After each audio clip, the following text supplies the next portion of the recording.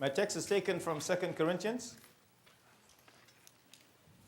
Okay, the way I'm going to do this sermon is that I need help, lots of help. And here is how I want you to help me. Because what I'm presenting is whether you know the answer or you don't know the answer. So when I ask, did you know that? You will have to turn to your neighbor and say, did you know that? And then you'll say, I didn't know that. For example, let's practice.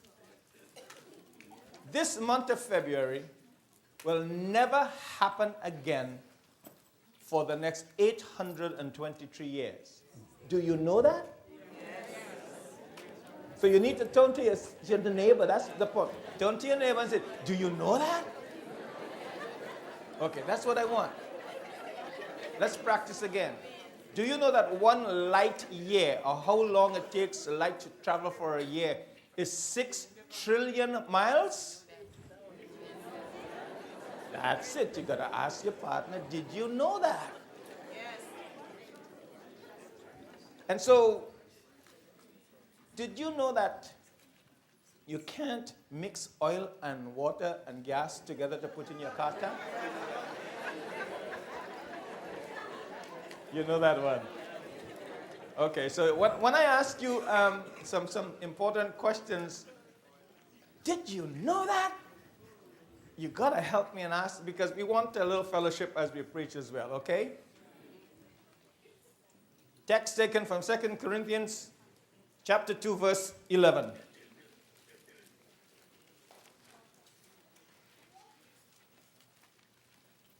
Lest Satan should take advantage of us. Why do we allow Satan to take advantage of us? Why do you allow him to do it? Why do you let him push you around? Mess up your Saturday evening so you can't come to church on Sunday, finding 100 reasons why you shouldn't. Why do you allow him to do that? He is taking advantage of many people, and I want to push that away and show you why you shouldn't let that happen. Lest Satan should take advantage of us. For we are not, say not ignorant of his devices. Ephesians 6:11 says, put on the whole armor of God that you might be able to withstand the wiles of the devil. Both the wiles and devices come from the same Greek word root, methodoia, meaning method. And it's a method that Satan uses. We want you to get accustomed to his methodology so that you will not be ignorant of his methodology or how he works to trap you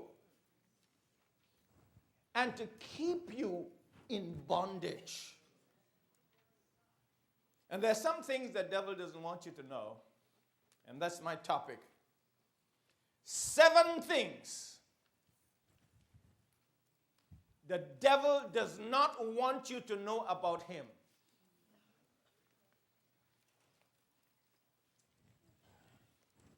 Ask your neighbor, did you know there were 7 things that the devil don't want you to know? He wants to keep you ignorant. Ignorant and ignorance and ignore comes from the same word root. To ignore is to be technically ignorant of the fact. That's why you don't look at it and you don't care about it and you push it aside. So my theme is not ignorant, but do not ignore. Don't ignore the devil, but don't be ignorant of him. Topic: 7 things the devil don't want you to know about him. And the theme is, we're not ignorant, but do not ignore him, because if you ignore him, he will take the advantage over you. Give him an inch, and he will take 12, and that makes him a ruler. You don't want that. Amen?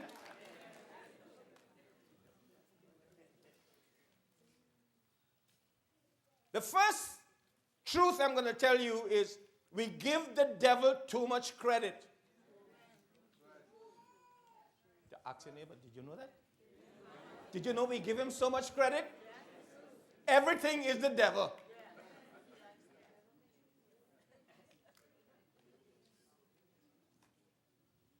I am going to blow your mind with this. You nor I have never met Satan, the devil, personally yet. Ask your neighbor, did you know that?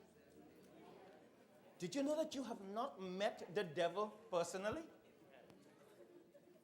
So why do we give him all the credit when he is not concerned with little things like us?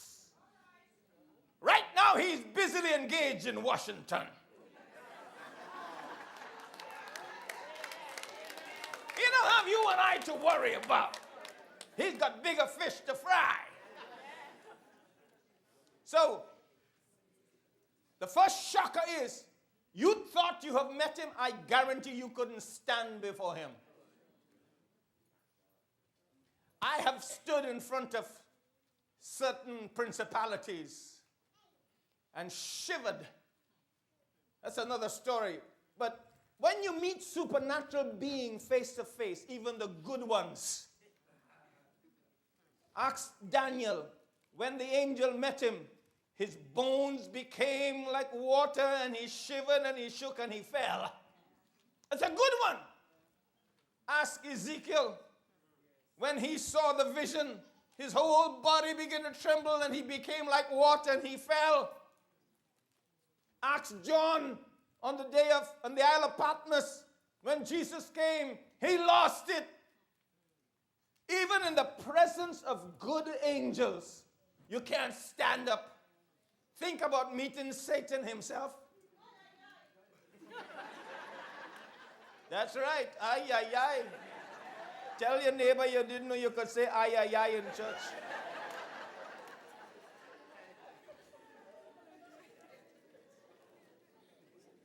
So the first thing the devil doesn't want you to know is that he is not omnipresent.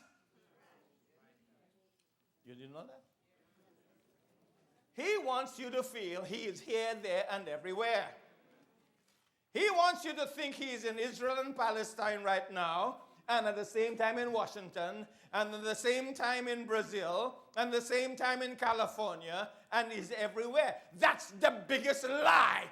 He wants to make you feel that he is like God and can be everywhere, attacking everybody at the same time. Lie, lie, lie. He is not omnipresent. He is limited to one place, one time, because he's an individual. Are you with me? So from now on, try, I know it's a language we have formed. Jesus said it well.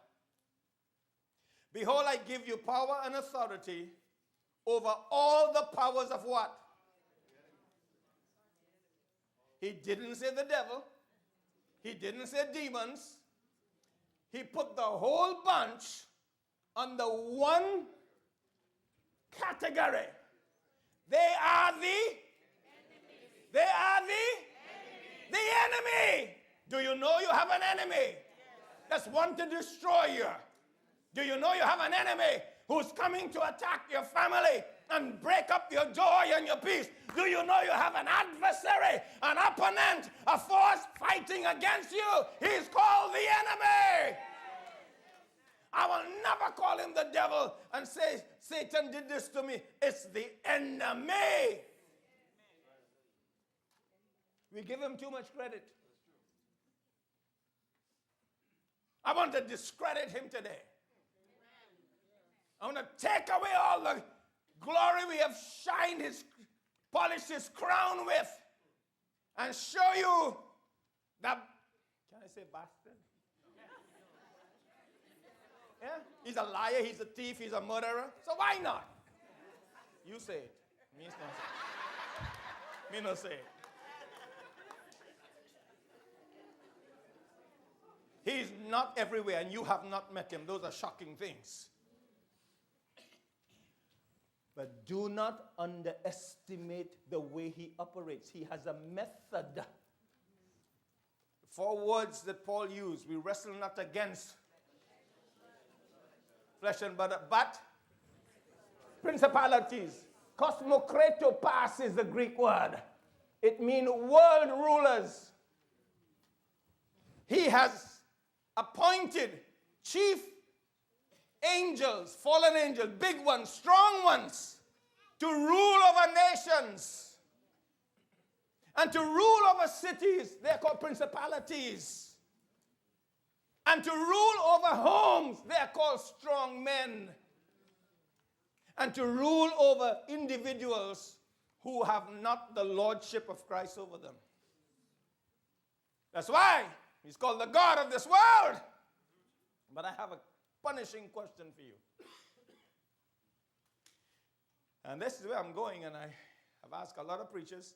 They couldn't give me the answer. Even our speaker last Sunday, he's so good, I asked him, he couldn't answer me. Here's the question. First, a statement.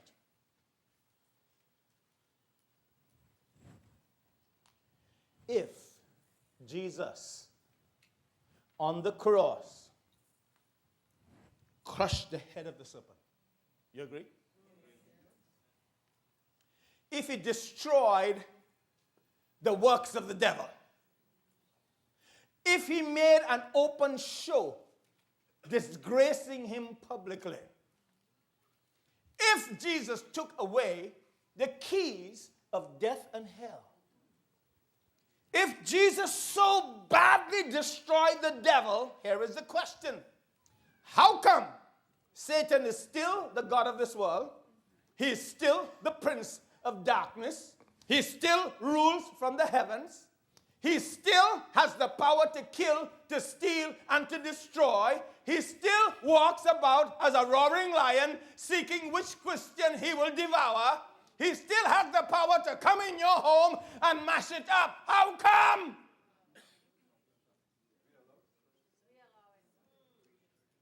We allow it?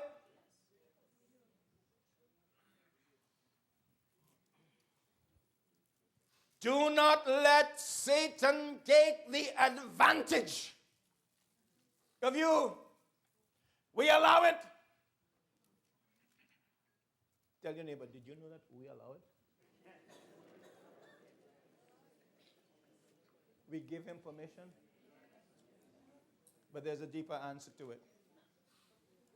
So the first thing is, do not let the enemy make you feel that he's omnipresent, attacking everybody, tempting everybody at the same time. He's a well-organized kingdom.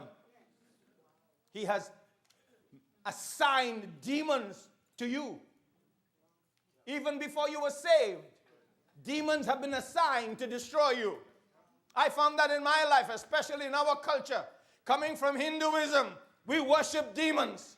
And those demons stay with the intent to make us backslide and to bring us back into the world. They have a mission. The mission is to make you bring shame and dishonor to the name of Christ that you have so publicly confessed. Will you allow the enemy to do that to you? Easy to say no in church, you know.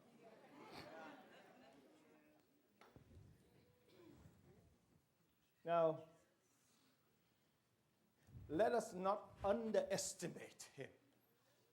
Recently, our president made his first attack as commander-in-chief in Yemen.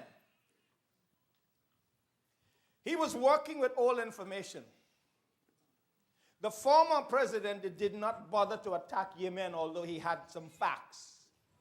This president went into Yemen to take down an Al-Qaeda stronghold. That's just last month. When they went in with the information they had. They underestimated Al-Qaeda's strength. And when they got there, they found that Al-Qaeda was twice as strong, twice armed, more resistant, more fortified than ever. So when they went in there, they lost a Navy SEAL. They lost a helicopter worth $70 million as it had to hard crash on the ground. They underestimated the preparedness of the enemy and so took a stunning defeat, although they call it victory. They said they got what they wanted. Well, whatever that means. I am saying to you, the enemy is very well prepared. He has thousands of years of experience in dealing with Christians and with Jews and with human beings. You are no match for him by yourself. I am glad that we have weapons, and that the weapons of our warfare are not carnal, but they are mighty through God to the pulling down of strongholds.